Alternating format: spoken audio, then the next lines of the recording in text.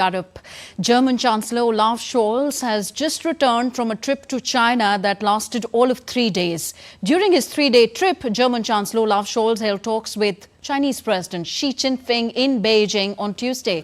They deliberated on enhancing economic cooperation between the largest economies of Asia and Europe, with Scholz advocating for improved market access and fair competition for German companies. Scholz also urged Chinese President Xi to use his influence in helping resolve the conflict in Ukraine, emphasizing their joint stance against attacks on nuclear installations.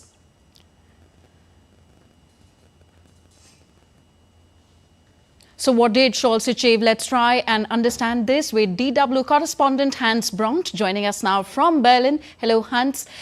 Germany has been worried about being too dependent on Chinese goods and the Chinese market, but it also wants to keep doing business there. So did Scholz find a new balance here? Yes, the key words here are de-risking and decoupling. Germany, as well as much of Europe and in fact the United States, feel that they are at risk in their own economies because they are too dependent on certain goods being manufactured in China, and so they want to move the manufacture of these goods back to Europe or to the United States. But they do not, the Germans do not want to cut ties with China. They do not want to decouple completely. In fact, Germany's Chancellor was accompanied by a high-level group of businessmen, business leaders from Germany who all want to continue investing and doing business in China and have been doing so at record levels for the past year or so.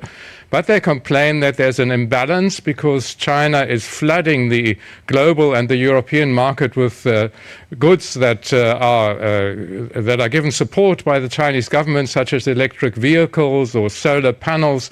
So they would like that to stop, those kinds of goods not to be pushed into international markets. In fact, they got very little in those terms from the Chinese. There was a lot of smiling, a lot of handshaking, but no concrete concessions. They did sign one agreement about trade, and that concerned German apples. Okay. China also has close ties to Russia, and Germany has said that it hopes China can contribute to ending the war in Ukraine. Did Scholz get any assurances on that issue from his Chinese counterparts? No, I'm afraid here too he basically got very little or almost nothing. When he was last in China at the end of 2022, he and Xi Jinping issued a joint statement warning Russia against using nuclear arms in the conflict in Ukraine. And that was at the time seen as by Germany at least, as a success of German diplomacy.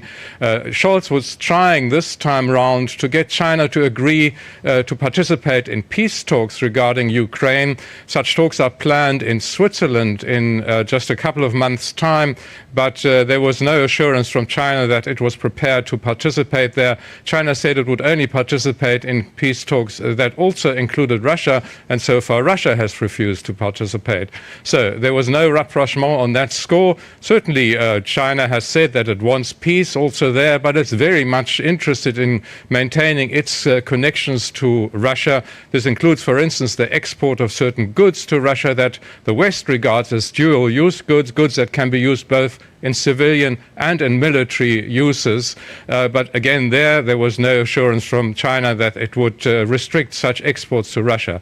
So once again, a lot of pomp and splendor, but no concrete results from this trip. Okay.